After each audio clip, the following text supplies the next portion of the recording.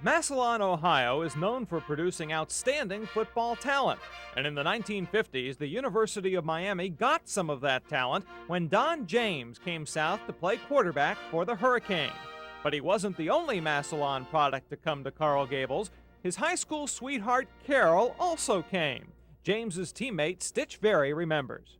Carol was well schooled in football, and she used to give him situations, and he would call the play pertaining to that situation. So I think that Carol probably knew more about football back in 1952 than most of the guys that were playing the game at that time. James was a two-year letterman for the Hurricanes, quarterbacking the team in 1952 and 53. You know, there's a lot of players that just have more natural abilities, quick of foot and size and speed, but as far as the mechanics of being a quarterback, Don was a good quarterback, and that's why he could go out and teach it. After a stint in the military, James returned to football as a coach. One of his first jobs was at Miami Southwest High School, where he was hired by Joe McNulty. We had an opening at Southwest, and Don's name came up, and I said, heck yes, we'll get Don right away.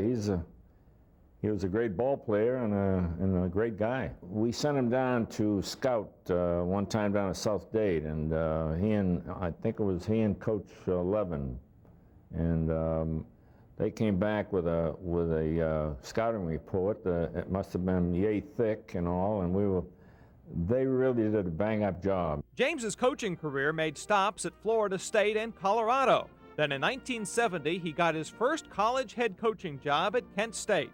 That's where he began a 20-year association with athletic director Mike Lude, who later followed James to Washington. He does his coaching in the staff room and with the coaches, and he's not a big yeller and a screamer on the field. He's not a on-the-field type of coach, but once in a while he'll come down out of that tower and people shudder. In Seattle, James turned the Washington program into a perennial powerhouse. In 1986, he became the winningest coach in Huskies history. And last season, his Washington team capped an undefeated season with a win over Michigan in the Rose Bowl. That triumph gave James a share of the national championship with, ironically, the University of Miami and head coach Dennis Erickson. Well, I've known Don James for a long time.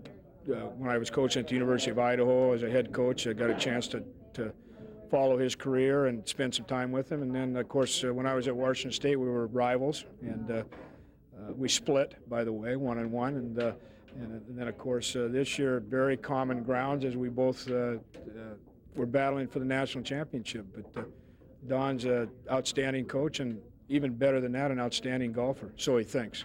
I always sum it up by saying Don James is a remarkable person and a coach who knows how to prioritize and know the difference between the non-essentials and the essentials. Tonight, the national championship coach is inducted into the University of Miami Sports Hall of Fame.